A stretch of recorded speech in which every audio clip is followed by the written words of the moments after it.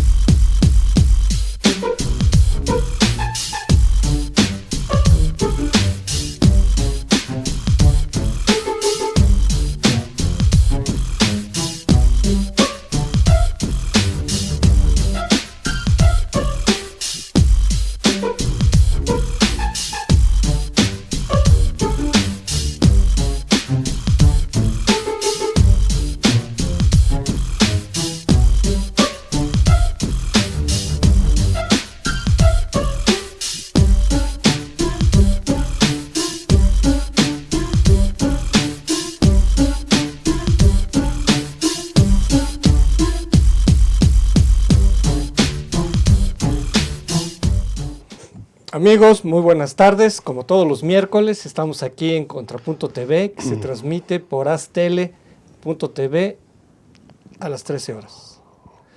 Como anunciamos con anticipación, pues hoy tenemos un tema que está muy prendido, que pues de un mes para acá pues se han estallado fuertes protestas en diversos países de América Latina, por no hacer referencia a otros del mundo. Pero bueno, ya habrá oportunidad de tratar otros temas que están pendientes, ¿verdad? Como las protestas en Hong Kong, etcétera, etcétera. Bueno, pues vamos a tratar un tema que tiene que ver con el estallido de la crisis social en América Latina. Y para analizar este tema, pues nos place mucho que esté un politólogo de primera, ¿verdad? Un analista que hemos tenido la suerte que ha estado otras ocasiones con nosotros, ya lo hemos extrañado, Alfonso Jiménez de Sandy. Hola, mucho gusto. Qué gusto que estés con nosotros nuevamente. Gracias, igualmente, Enrique. Bueno, pues vamos a empezar porque hay que ver muchas cosas. Como ustedes saben, el tema de la crisis social, pues no es solamente un tema de las protestas en sí mismo. Si decimos que estalla la crisis social, es que ya hay una crisis social, pero pues se conjugan distintos hechos que hacen que esa crisis social, como un volcán, ¿no?, brote, ¿verdad?, violentamente. Y bueno, pues vamos a ver algunos referentes de lo que es la crisis social. Si podemos ver la primera imagen. El tema de la desigualdad, ¿no? Ya se volvió un lugar común que América Latina es la región con la mayor desigualdad. Y bueno, ¿qué se entiende por desigualdad? No es que haya muchos pobres, sino que la diferencia entre el rico y el pobre sea muy amplia, ¿no? Entonces aquí, según un informe del Banco Mundial, aquí aparecen los países de América Latina con la mayor desigualdad. Y se alcanza a ver ahí que Chile aparece entre este bloque, lo que ya no se alcanza a ver aquí, pero es un dato que me gustaría que comentáramos, que el 10% de los chilenos concentra la riqueza frente al 10%, dice que tiene un ingreso 27 veces superior al 10% más pobre, ¿sí? Y por eso Chile aparece entre las naciones con la mayor desigualdad. ¿Cómo ves este fenómeno de la desigualdad que se ha vuelto algo histórico y crónico en la región, Alfonso? Pues, sin duda, yo creo que es uno de los elementos, de los factores más importantes, lo que nos caracteriza a la región, en efecto, y que nos causa tanto daño. Tanto daño, inclusive en términos de posibilidades de crecimiento económico. Yo creo que tenemos pues un grave problema ancestral, exactamente, y que no hemos podido resolver. Yo creo que la pregunta es, bueno, ¿por qué? Evidentemente no es un problema que se resuelve de la noche a la mañana, pero sí creo que lo que ha fallado son las políticas las políticas económicas, las políticas sociales en general, ¿no? Como uno de los elementos que ha coadyuvado a Pues esto. fíjate, ha habido gobiernos de todo tipo, de izquierda, de centro, populista, neoliberal, Sí, ¿no? sí, Todo tipo de gobiernos ha habido, ya se agotó el espectro sí, sí, sí. y van gobiernos, vienen, líderes y demás. Y de todas maneras América Latina no supera esta condición que se ha vuelto crónica y que es Ujú, finalmente el gran caldo de cultivo, ¿verdad?, claro. de estas protestas. Sí, lo cual nos, digamos, el tema central es los problemas estructurales, ¿verdad? Que tienen una larga tradición y vamos, tiene una explicación que viene desde hace muchísimos años. Y fíjate, Chile llama la atención porque en términos regionales es la nación más exitosa, que tiene un Ujú, crecimiento del Producto Interno Bruto que llega como a $16,000 per cápita. así es.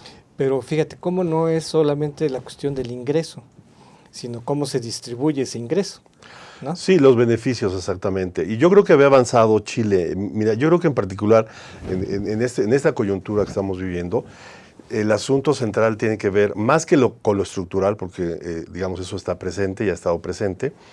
Ha sido un momento en el que, ¿no? Curiosamente, venimos de una situación hace 10 años muy buena para la región sudamericana, ¿sí? Los países sudamericanos estuvieron creciendo bastante fuerte gracias al crecimiento de los precios de las materias primas. Entonces, ahí desafortunadamente lo que hay que analizar todavía es qué sucedió con esos excedentes tan importantes que lograron sacar. ¿Dónde quedó En el ese caso de dinero? Brasil sabemos que, por ejemplo, sí hubo programas sociales en algún caso exitoso, pero apareció el tema de la corrupción. Lo mismo aparece en Chile. No, quizá el tema de la corrupción no es tan evidente, pero sí hay un problema estructural también, ¿no? De élites que se beneficiaron sobre todo de esos crecimientos tan fuertes, de una clase media que creció, pero que una vez desaparecido ese boom de las materias primas, se vino abajo el ingreso. Y entonces, evidentemente, la reacción ha sido muy fuerte de parte de las clases, está siendo muy fuerte de parte de las clases medias, porque dicen, bueno, ya habíamos logrado ciertas cosas y ahora resulta que ya no, otra vez vamos para atrás. Yo creo que Chile es un buen ejemplo de una sociedad neoliberal exitosa en lo económico, pero que en lo social no ha podido cumplir con el reto de la distribución del ingreso. Así es. Ahora, si pasamos al siguiente ejemplo, el, el caso de Ecuador, fíjate. Ecuador, que Uh-huh. es otro protagonista de esta crisis. Ecuador también nos sirve para ejemplificar la cuestión indígena. Si tú recuerdas, el movimiento indígena es fuerte e incluso ha derribado gobiernos, más o menos entre el 95 y el 2005, en esta década aproximadamente, cayeron varios gobiernos por la irrupción del movimiento indígena. Y como podemos ver en esa tabla, bueno, aparte del dato de 42% de pobres que son la población indígena, como el 2% de los más ricos concentra el 90% de las empresas, ¿no? Uh-huh. O sea, Ecuador también es otro ejemplo, no solo de pobreza, sino de desigualdad, Así es. y en el caso concreto de los indígenas, ¿sí?, que es una clase que en términos generales se ha rezagado en la región, ¿no? Es correcto. Y además, vuelve a aparecer también el tema de élites que tienen un problema de corrupción. El presidente saliente ha sido acusado también fuertemente. Y también aparece el problema en Ecuador que está presente también, por ejemplo, en el caso de Bolivia, el deseo, ¿no?, permanente de los gobernantes latinoamericanos, pues no sé, de quererse reelegir permanentemente. ¿Sí? Ahorita vemos Que lo ese es de otro problema, otro ahorita vemos lo factor. de Bolivia. Uh-huh. Pues digamos, Ecuador es una economía que pues depende del petróleo. Uh-huh. Y entonces tú lo señalaste bien hace un momento de cómo, pues después que vino la crisis del 2009, la crisis financiera internacional, se cayó el precio de los commodities, entre ellos del petróleo, y entonces en el caso de Ecuador vino una reducción muy fuerte de los ingresos del gobierno, Así es. y entonces pues ahora enfrenta, le estalla a Lenín Moreno como le pudo haber estallado a otro presidente, ¿no?, que pues tiene que enfrentar graves problemas financieros, económicos, y bueno, pues le vino la crisis, ¿no? Sí. Y lo que comentas, y si vemos la siguiente imagen, por favor. El caso, mira, fíjate, este esquema refleja sobre la calidad de la democracia. Entonces, tanto Ecuador como Bolivia y Venezuela aparecen ahí en rojito, pero hay más rojo en el caso de Venezuela, menos rojo en el caso de Bolivia y Ecuador, que habla de regímenes híbridos. Entonces, se habla, aquí entienden por regímenes híbridos gobiernos que no son plenamente democráticos, donde se persigue a la prensa, donde no hay poderes independientes, ¿no? Que el gobierno controla el poder electoral y demás. Y justamente en Bolivia, que comentando con una amiga, Rina Musali, que le quiero enviar un abrazo desde aquí, porque ella me comentaba que no iba a haber segunda vuelta en Bolivia. Entre los pronósticos yo le decía que sí por las encuestas y demás, pero ya se vio que no por una cuestión de que no pudiera haber habido segunda vuelta, sino porque hubo un resultado ahí. Bueno, amañado, ¿no? todavía está en proceso eso, ¿no? Porque ya aceptó Evo Morales que sí va a hacer caso de los señalamientos de la OEA y que se va a revisar, ¿no? Pues eso hay que verlo, ¿no? Eso hay que verlo, sí, pero las protestas en Bolivia están subiendo de tono también. Pero fíjate, antes de ver todas las protestas, cuando me lo comentaba Rina, que ella incluso pues, fue observadora electoral, ella veía lo que esta imagen reflejaba, ¿no? Que Bolivia no es realmente una democracia, ¿no? Entonces, si no es una democracia, pues difícilmente se cumplen todas las reglas de la democracia, ¿no? Y bueno, vamos, como ya se viene el corte, vamos a empezar rápido con el primer punto. La siguiente imagen. Bueno, Ecuador, ¿no? Esta imagen es muy emblemática, ¿verdad? De que pues llegó Lenín Moreno, ganó la elección y ves a Rafael Correa a un lado, ¿no? Claro.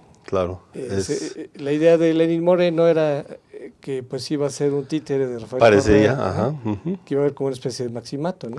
Pues parecía, exactamente, y sin embargo la población decidió que no fuera así, ¿verdad? Y yo creo que es muy interesante la reacción de los ecuatorianos, no solamente de los grupos indígenas, sino también de las clases medias que prefirieron mantener la situación. Pero fíjate, se dio la ruptura entre Lenín Moreno y Rafael Correa. Así es. Porque Rafael Correa quiso seguir mangoneando, ¿no? al presidente, y pues Lenín Moreno no se dejó mangonear.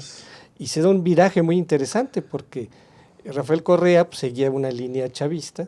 Así es. Y Lenín Moreno quiso romper, ¿verdad?, con ese chavismo. Correcto. Y desde ahí se viene una crisis política fuerte, ¿no?, que antecede todos estos problemas. Correcto.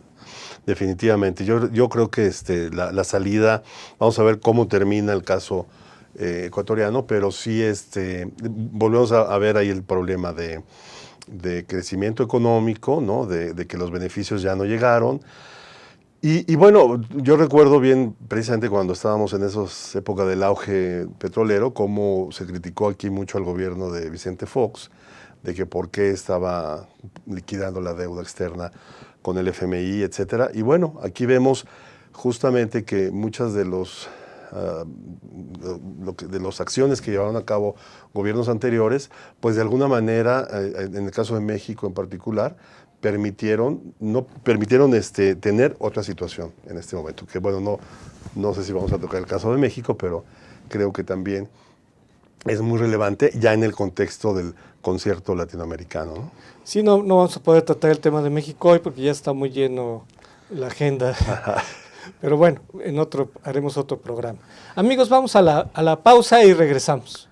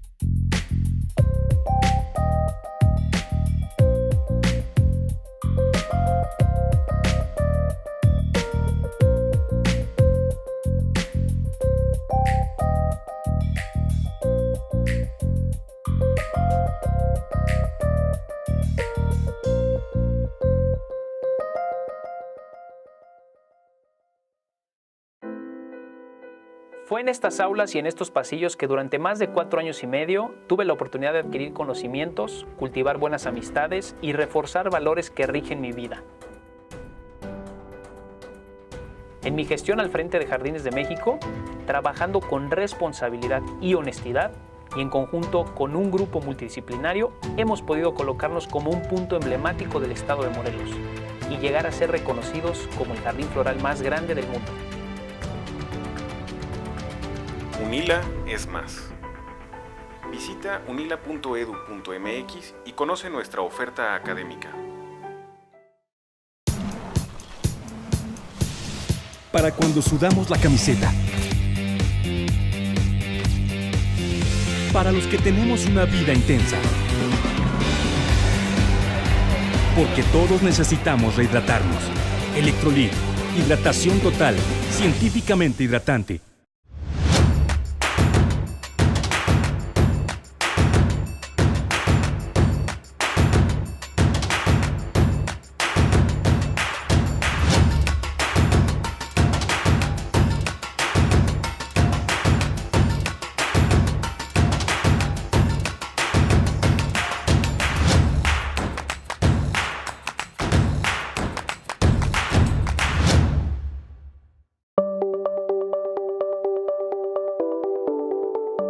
Astele.tv.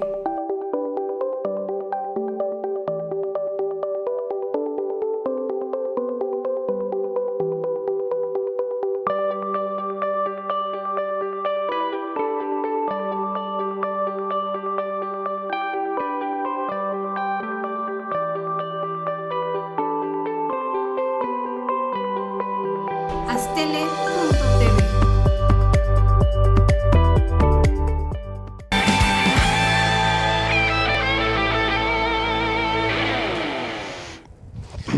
De regreso, amigos, aquí en Contrapunto TV, estamos analizando el caso ecuatoriano.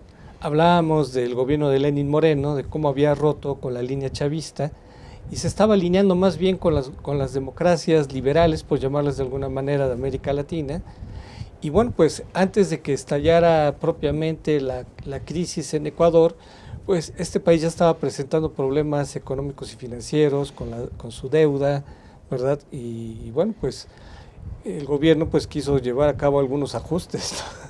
Claro, no, pues tenía que llevarlos porque tienen el programa económico que tienen ellos es similar a lo que tenía Argentina con antes del corralito. O sea, ellos están prácticamente dolarizada la economía. Entonces, por un lado están contentos, pero está siempre el peligro de que si no entran dólares, pues entonces ya tenemos serios problemas en cuanto a crecimiento, ¿no? Justo con lo que le pasó a Argentina. Sí, si podemos ver la siguiente imagen. De hecho, el gobierno estaba negociando un conjunto de medidas con el Fondo Monetario Internacional, que a cambio de un préstamo de 4,000 y pico millones de dólares, pues tenía que implementar algunas medidas de ajuste, entre ellas pues la reducción del subsidio a la gasolina. Ajá. O el aumento de la gasolina, como se quiera ver, ¿no? Uh-huh. Y fue una reacción muy virulenta, ¿no? Por supuesto. Sí. Un país petrolizado, que otra vez, ¿no? Teniendo la oportunidad de cambiarse estructuralmente y transformarse productivamente, no lo hizo. Que yo creo que para el caso de México hay lecciones que aprender a pesar de las críticas del actual gobierno a los gobiernos anteriores en su narrativa antineoliberal, ¿no? Que yo creo que desafortunadamente para el caso de esa narrativa pues no se cumple, ¿no? Yo creo que la transformación productiva de países como el caso de México, que era como este caso de Ecuador o de Venezuela petrolizado, estos gobiernos anteriores al actual lograron transformarlo. No sucedió así en Ecuador, no sucedió así tampoco en otras economías. La chilena, Venezuela, bueno, es un desastre. Sí, y la chilena, caso aparte. Ajá, es otro caso aparte. Y la chilena sí lo había logrado. Lo que pasa es de que el efecto de la desaceleración económica y de la ¿no? casi recesión económica que empezó a sufrir, porque los grandes países como Brasil, que tiene una influencia poderosa en Argentina y en Chile, pues las afectó. Lo mismo que el caso de China, Ojo, porque Claro. la disminución del ritmo de crecimiento chino también le afectó claro. muy fuerte a Sudamérica. Exacto, exacto. La peculiaridad de esta protesta en Ecuador, si podemos ver la siguiente imagen, fue que el movimiento indígena, las diversas organizaciones, pues tomaron el Palacio Legislativo y bueno, fue algo nacional, ¿verdad? Se bloquearon carreteras, caminos, incluso el gobierno se tuvo que salir de Quito para trasladarse a Guayaquil, ¿no? Es algo pues, realmente insólito, ¿no? No había sucedido. Alfonso. Sí, totalmente. Es una reacción muy interesante la ecuatoriana, realmente, ¿no? Una protesta social fuerte, con un matiz indígena, pero también muy apoyado por otros sectores. Sí, fueron 2 semanas de locura que obligaron al gobierno a una negociación. Podemos ver la siguiente imagen que también refleja las... Ah, no, ya se pasó. Se pasó. Bueno, ya Es es el el caso caso de chileno. Chile. No, mejor todavía no. Ah, es que era este. Era esto. Reflejó, ¿verdad?, la fuerza de las movilizaciones protesta. indígenas, que aunque salió el ejército, aunque el gobierno decretó el estado de emergencia, pues finalmente tuvo que negociar. Sí, ahí hay que decir cómo Lenín Moreno manejó todo perfectamente hasta el final, ¿no? Casi en el último minuto fue cuando tomó la decisión aquella de si iba o no a haber una posibilidad de cambio en el sistema, y creo que eso fue lo que provocó también que subiera el tono, pero después se tranquilizó, ¿no? Claro. Hay que decir que estos países son muy politizados, ¿no? O sea, que hay una conciencia política muy fuerte, ¿no? Ya no creen cualquier discurso, ¿verdad? Así es. Ya no creen la narrativa. Bueno, ese es un nacional. tema muy importante lo que estás mencionando. O sea, yo creo que otro factor que que está siendo analizado es el efecto de los medios y de las redes sociales.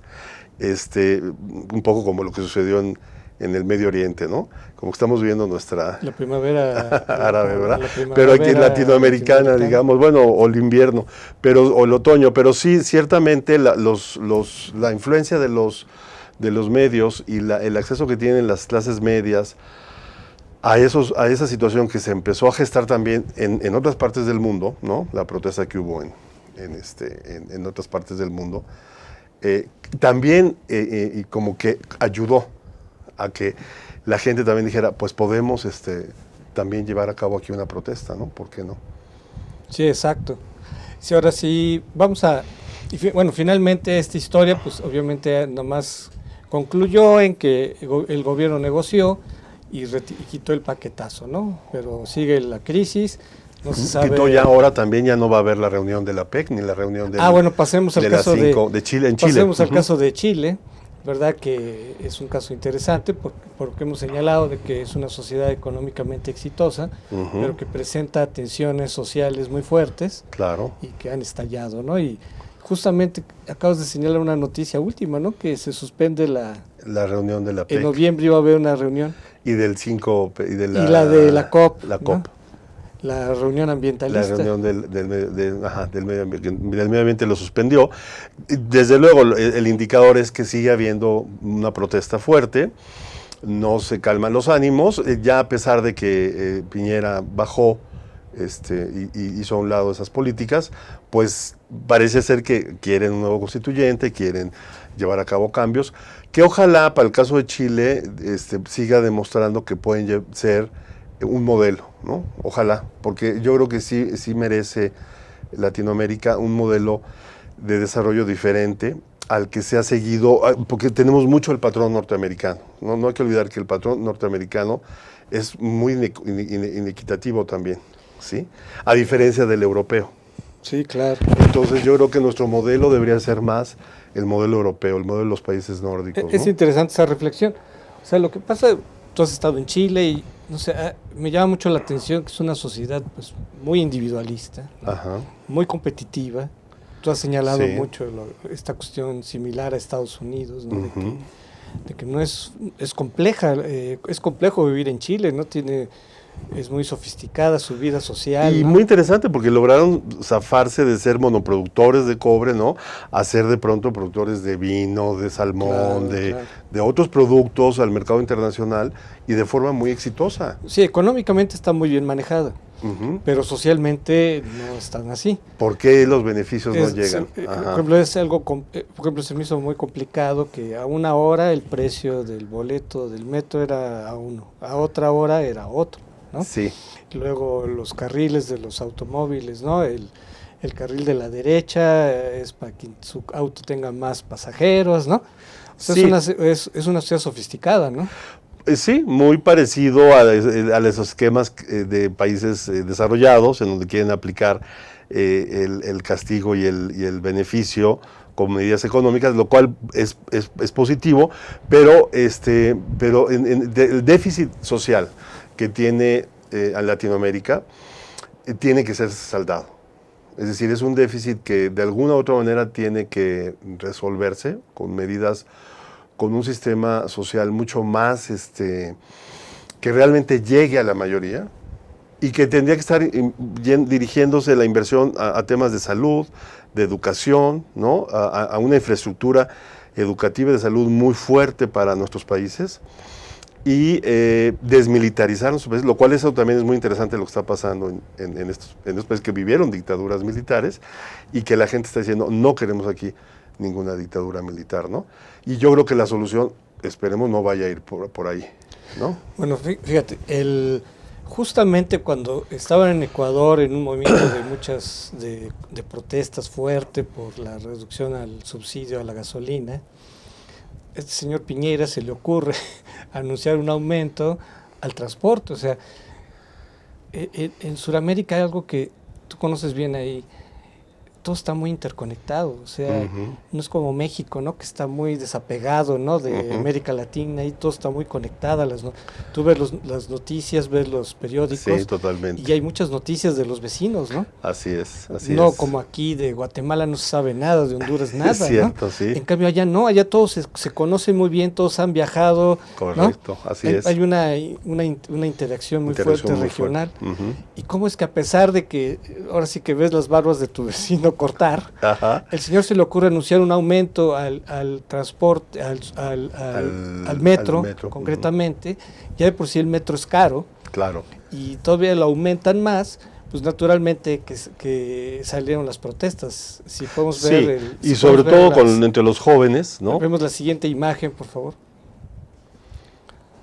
Creo que bueno, ahí es el metro, ¿no? Ah, sí, exacto. Las protestas se iniciaron, ¿verdad? Muy emblemático con la quema, ¿verdad? De una estación del metro. Y otro algo muy característico de este movimiento que le llaman evade, ¿no? Entonces saltan, ¿no? Los torniquetes y no pagan, ¿no? Sí. ¿Cómo ves estas protestas en Chile? Pues sí, yo creo que son protestas, la gente de alguna manera el subsidio o beneficio más inmediato que tiene es a través de esos medios, ¿no? Lo vemos aquí también en la Ciudad de México con las tarifas del transporte público, ¿no? Que muy deficiente, pero a final de cuentas es algo que la gente puede utilizar. Y yo creo que en Chile habíamos estado observando protestas de los jóvenes, sobre todo también por los temas de la política educativa, de educación, ¿no? ¿sí? Y de educación, y que ahí se ha aplicado, inclusive se ha llegado a aplicar en el tema de los bonos escolares y demás. Es ¿no? que la educación es cara, incluso la educación pública. Entonces, ¿no? Yo creo que esa es la parte que en Chile tienen que trabajar fuertemente, ¿no? Porque, ¿cómo es posible que tenemos nosotros países que están en primerísimo lugar en cuanto a temas educativos como Finlandia, los países nórdicos, y observamos que ahí la educación es gratuita. Toda la educación es gratuita. No hay educación privada. Entonces, acá nos han impuesto de alguna manera el modelo norteamericano, volvemos a lo mismo, ¿sí? De privatización de la educación. Y de mucha competitividad. La competitividad vamos a suponer que no es negativa. Pero, por ejemplo, el tema de las becas. Ajá. O sea, creo que sí hay un extremo en cuanto a la competitividad por las becas, porque eso es muy reducido, Correcto. considerando toda la necesidad que hay. Sí, pero por ejemplo, en materia educativa, el esfuerzo de los países latinoamericanos tiene que ser sobre todo en la educación básica. Es Sí, decir, ahí exacto. tienen que destinar inmensos recursos a la educación básica. Casi alguien, otro colega me decía, bueno, ¿y por qué no se prohíbe la educación privada en México, verdad? A ver, que desapareciera la educación privada. Es un gobierno de izquierda, ¿no? Y sin embargo no lo hacen. No lo hacen porque no tienen la capacidad, porque hay no alcanzan los recursos. Entonces, ese es el problema que tiene América Latina. Ahí sí, desde México hasta Chile. Debemos de cambiar el sistema educativo, hacerlo más accesible a nivel básico, con calidad, ¿no? Masificarlo y calidad. Y porque eso va a hacer que la gente pueda salir adelante. Claro. Lo mismo en la cuestión de salud. No podemos tener, aquí es penoso lo que estamos viendo con los movimientos que se están armando en México por el tema de la salud, de la medicina para los enfermos. No sé si es cierto, el gobierno dice que no es cierto, pero en fin, lo mismo en Chile, lo mismo en otros países. Los gobiernos tienen que destinar básicamente sus recursos a esto, ¿no? Claro, ¿no? Y has puesto el dedo en la llaga, o sea, el tema de la desigualdad está asociado al tema de la educación. Así Sí, es. no solamente a la distribución de la riqueza, sino a la falta de oportunidades, ¿no? Que la gente que no tiene educación pues se va rezagando, Así es. ¿no? Y entonces pues se va aumentando la desigualdad, ¿no? Desde los años 70, investigadores como Pablo Latapí decían, el subsidio sobre todo tiene que ir a la educación básica, ¿no? Aquí tenemos fíjate, Chile, que es un país que a pesar de esto es el que tiene mejores niveles de escolaridad, a pesar de la desigualdad, y de lo que estamos hablando de Sí, que sí. se ha privatizado un poco la educación, o sea, no tiene un rezago de menos de 2%. En México tenemos 7% de rezago educativo y otros países como Guatemala 30 y tantos. Entonces, mientras no resolvamos ese tema, difícilmente vamos a lograr transformar al país, Vamos a la pausa y regresamos. a los países, perdón.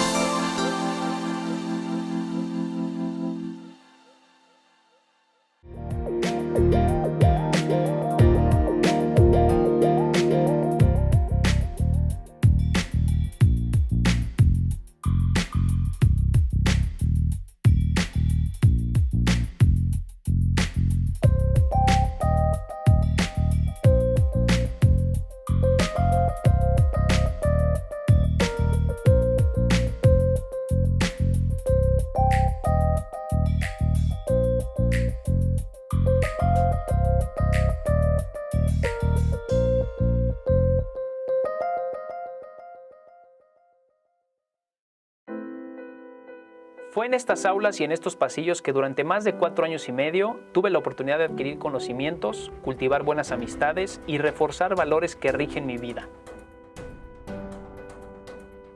En mi gestión al frente de Jardines de México, trabajando con responsabilidad y honestidad, y en conjunto con un grupo multidisciplinario, hemos podido colocarnos como un punto emblemático del estado de Morelos y llegar a ser reconocidos como el jardín floral más grande del mundo. UNILA es más. Visita unila.edu.mx y conoce nuestra oferta académica. Para cuando sudamos la camiseta. Para los que tenemos una vida intensa.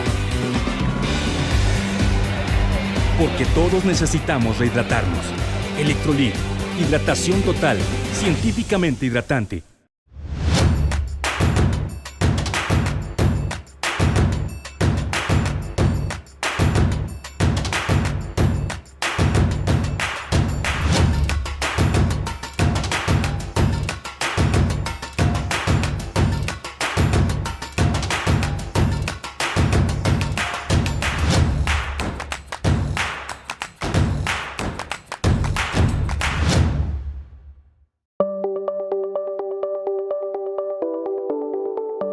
Astele.tv.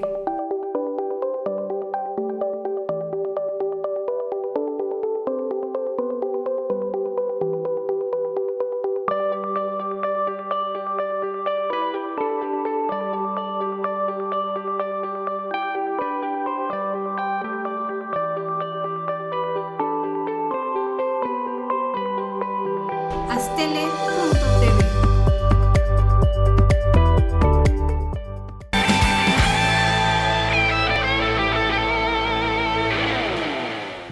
De regreso, amigos, aquí en Contrapunto TV. Todavía estamos analizando el caso chileno, que es un caso muy interesante porque pues, es una sociedad muy peculiar. Y bueno, pues hablábamos justamente sobre la educación. Si podemos ver la siguiente imagen. Fíjate, es la quema del diario El Mercurio, ¿no? Wow. Que es un diario conservador, ¿verdad? Y es muy emblemático a las protestas contra, tú comentabas, de los medios de comunicación, ¿no? Ujú. O sea, y no ha sido solo de ahora, las protestas en Chile suelen ser violentas. Ujú, ujú. Y fíjate, hay algo peculiar del movimiento estudiantil. El movimiento estudiantil ha sido como un reducto, ¿no?, de la izquierda en Chile, ¿no?, que tuvo batallas heroicas contra la dictadura de Pinochet. Sí. Pero ya en la democracia se ha convertido como un nido así como anarquista, ¿no?, que Ujú. muy violento, ¿no?, que suele hacer protestas fuertes, ¿no? Sí, violentas, exactamente.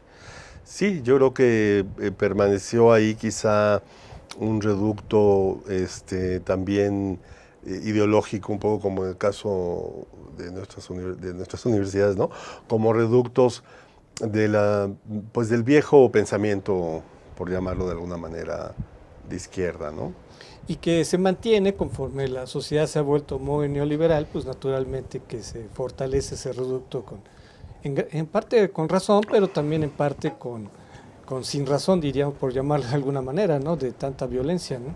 Sí, es que al no existir quizá opciones mayores de crecimiento y de mejora, pues reaparecen estas ideologías, ¿no? Que por cierto, ese es otro tema que había dicho, ¿no? Que había habido una influencia en toda esta protesta de los venezolanos y los cubanos, y yo creo que no, digo, quizá ha habido participación, pero no creo que haya sido así, ¿no? No, porque ya viene de atrás, exactamente, ¿no? Porque están presentes estos grupos, ¿no? Viene desde los años de Pinochet, ¿no? Así es. Y otro aspecto que no hemos comentado de Chile, y si podemos ver la siguiente imagen. Bueno, esta es la marcha más, le llamaron la marcha más grande, ¿no? Más de 1 millón de chilenos. Fíjate, Sí. Qué impresionante marcha, ¿no? Fue muy impresionante, sin duda. Que obligó al gobierno también a Piñera concretamente a pedir perdón, ¿no? Totalmente. Sí, esa fue la que obligó a Piñera. Yo creo que ahí sí dijo, caray, pues más vale retractarme, ¿no? Es válido también hacerlo y cambiar a todo su gabinete prácticamente, ¿no? Exacto, ¿no? Y a retirar ese aumento. Lo que pasa ahí en Chile hay un panel de expertos que está evaluando el precio de los productos, de los servicios, y con base en un análisis muy económico determina qué se aumenta, qué no se aumenta, pero pues ahí no hay sensibilidad social, ¿no?, a este tipo de Sí, cosas, ¿no? Y sí. ve el otro aspecto que me gustaría que comentáramos, si vemos la siguiente imagen. Mira, ahí de los famosos carabineros. Famosos ¿no? carabineros, sí. O sea, un resabio del viejo régimen Sí. pinochetista es que está muy militarizado, ¿no? Es una sociedad militarizada, Si tú ves, la verdad los carabineros dan miedo, ¿no? O sea, tú los ves en la calle y aunque es policía, es una policía militarizada y que realmente no solo genera respeto, genera miedo, ¿no? Claro, con eso entramos a otro tema sin duda relevante para el desarrollo de nuestros países, que es el tema de la seguridad. O sea, yo creo que lo interesante es que a pesar de estas imágenes violentas que se ven, no se siente amenazada una crisis de estabilidad, ¿no? O sea, parecería como que las instituciones están logrando asimilar todo este movimiento, ¿no?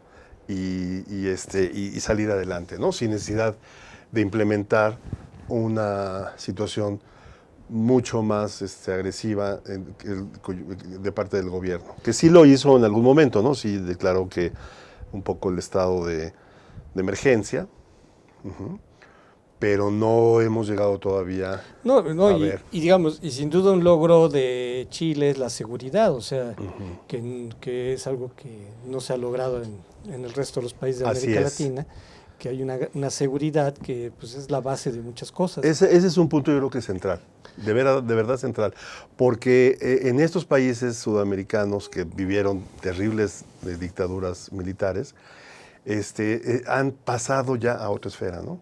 Mientras que acá, en el caso de México, fuimos al revés, ¿no? Nos militarizamos.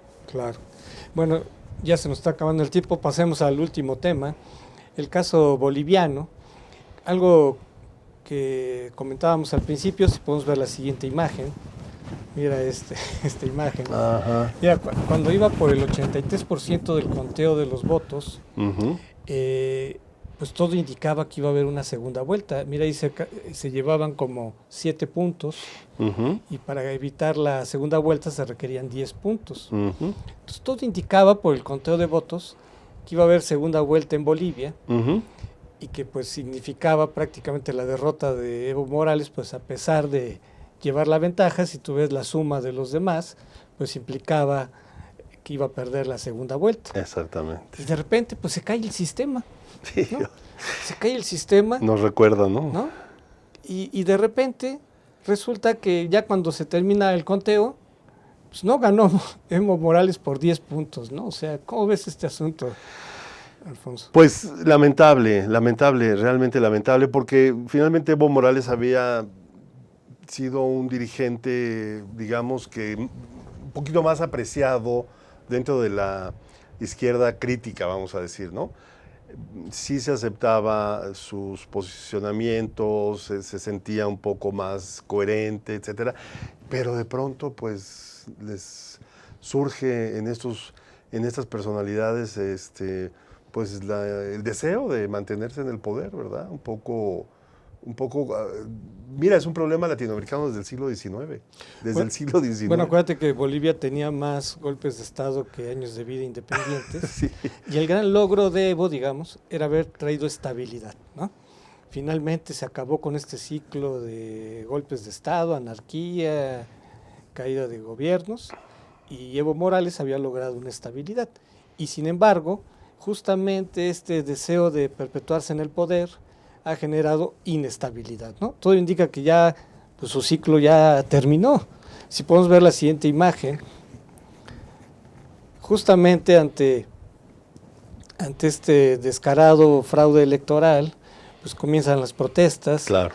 Y naturalmente que pues incluso pues los organismos internacionales han condenado, ¿no? El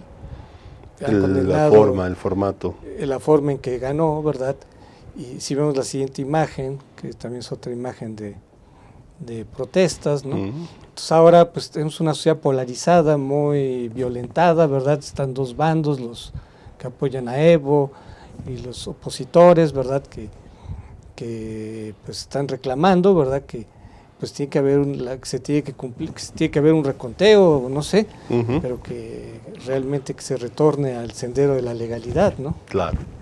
Claro, o sea, qué pena, ¿no? Porque, digo, si había permitido y había logrado Evo Morales esta construcción institucional, pues ahora se tambalea, ¿no? Y yo creo que es un aprendizaje para para estos liderazgos carismáticos que en un momento dado pueden ayudar a la sociedad, pero que si no se retiran a tiempo, la acaban dañando más, ¿no? Porque ahora no sabemos cómo va a evolucionar esto, ¿no? Si se va a tornar más violento o el mismo Evo se va a convertir en un dictador, ¿no? Que un poco siguiendo el estilo venezolano, ¿no? O nicaragüense. O nicaragüense. Fíjate, o nicaragüense, a mí me claro. suena mucho lo que pasa en Bolivia como lo que pasa en Nicaragua con Daniel Ortega, ¿no? Que tiene el control del aparato de Estado, controla el órgano electoral, controla los tribunales, ¿no? Así es. Y entonces, pues de esa manera no hay una democracia real, Así es. porque el gobierno es juez y parte. Y ya ves, Daniel Ortega está desde el 2007, ¿Sí? ya nomás por un año le gana Evo Morales, ¿no? Pero Sí. se están perpetuando en el poder a la mala. Así. Y están generando el efecto contrario, ¿no? De que si se supone que estos gobernantes iban a generar estabilidad, ¿no? Y transformación, no lo están haciendo, ¿no? Están realmente construyendo pues un sistema que va a perpetuar la inequidad y que va a perpetuar los problemas de América Latina, ¿no? O sea, no acaban de entender que lo que es necesario en América Latina es construir instituciones democráticas, que permitan un mejor acceso a toda la población de los servicios, ¿no? Exacto, porque digamos, ¿por qué nuestra insistencia en la democracia? Porque es lo único que genera condiciones para la libertad, para la construcción de ciudadanía. O sea, la única manera, porque digamos en el discurso de Evo Morales o de Ortega o de Maduro o de otros gobernantes, ellos hablan mucho de la liberación, ¿no? Dicen, hay que liberar a América Latina. ¿Y cómo se puede liberar si no estás formando ciudadanos? Si estás generando servidumbre política. Exactamente, ¿no? Así es. Sí, en efecto, no hay una visión que trascienda hacia otro estado de cosas en el que va a permitir que la ciudadanía tome por su cuenta los cambios y que los procese sin necesidad de violencia, y que si no se está de acuerdo, pues entonces tendrá que entrar otro grupo y tendrá que respetarse, etcétera. O sea, no hemos logrado lo que ya países europeos democráticos han logrado, inclusive de llegar a consensos en cuanto a ciertas políticas. Seas del color que sea, esa política no se mueve, porque esa política de alguna manera está comprobada, científicamente, inclusive si quieres, que es lo mejor que hay que hacer. O sea, ya no es porque tú quieras darle tu formato, tu color, tu apellido a una política, ¿no? Sino que esto es lo que funciona. ¿Sí? Digo, por algo son ciencias políticas, ciencias sociales, economía. Entonces, parecería que, digamos, en esos países ya se logró, pero parecería que en los nuestros no logramos pasar a otro nivel. Sí, porque con ellos pareciera que se pasó del adoctrinamiento neoliberal al adoctrinamiento populista, pero no hay una educación realmente liberadora. Exacto. No se le da capacidades a la gente para ejercer sus derechos, para desarrollarse profesionalmente. Bueno, Nicaragua es emblemático, o sea, los nicaragüenses los sanistas cuando lograron llegar digamos, vencer en la revolución y comenzar a soñar en un mundo nuevo, es cuando aparecieron las diferencias entre aquellos que dijeron, no, van por el camino de la dictadura, van por el camino incorrecto y nos retiramos. O sea, nosotros no luchamos por eso. Y luego, ¿cómo se puede superar la pobreza? ¿Repartiendo dinero o generando empleos? Bueno, imagínate, eso lo ponen en duda. Cuando tú puedes revisar toda la literatura cepalina, toda la literatura económica de todas las corrientes, inclusive la marxista del Estado soviético, si no hay crecimiento, ¿cómo vas a lograr permitir que la gente tenga acceso a un ingreso? Porque evidentemente hay cosas que se tienen que subsidiar, ¿no? Por ejemplo, Sí. Los servicios públicos, que son el metro, La salud, la educación. incluso la electricidad, ¿no? Sí. Porque son muy caros. De acuerdo. Entonces siempre debe haber subsidios. A los más pobres debería de haber. Claro, ¿no? exacto. Ajá, Que no es a las clases medias altas. donde siempre se falla. Ajá. Pero una cosa es que haya subsidios y otra cosa es que no se genere empleo. Correcto. Eso es lo que está pasando. Eso es justamente el origen. Yo creo que uno de los orígenes del problema que estamos viendo en Chile y que estamos viendo en otras partes de Sudamérica. ¿Por qué? Porque no hay crecimiento. Estos países, mientras tuvieron un crecimiento impresionante, yo recuerdo cómo comparaban a México con Sudamérica, que criticaban al gobierno, a los gobiernos en esa narrativa neoliberales de México, porque mientras que nosotros crecemos al 8%, llegó a crecer, no sé si estoy mal con la cifra, Brasil, ¿no? Y acá seguíamos en el 2, ¿no?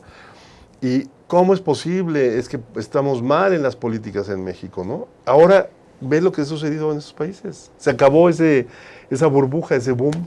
Claro. Y aparece la protesta. Y pareciera que en estos gobiernos populistas pues, prefieren que se perpetúe la pobreza para poder tener una población dependiente del gobierno.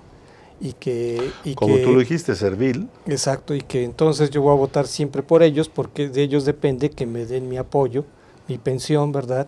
Mi beca. Cuando que lo que la gente quiere es trabajo. A mí dame un trabajo, yo quiero obtener mi ingreso por mi trabajo y no me regales las cosas, dame mejor un trabajo. Claro, el Estado debe de generar empleos. O sea, debe procurar, ¿no? Claro. La invitación a que la inversión crezca. Desafortunadamente, ¿no? Ahí si los inversionistas no ven posibilidades de crecimiento o ven que se tienen gobiernos que no saben por dónde van a ir o que gobiernan al capricho del gobernante, pues entonces la inversión se va. Amigos, pues agradecemos mucho su presencia aquí en Contrapunto TV, agradecemos mucho aquí a Alfonso que haya estado con nosotros. Muchas gracias. Los invitamos para el próximo miércoles para analizar otro tema de importancia nacional o internacional. Hasta la próxima. Astele.tv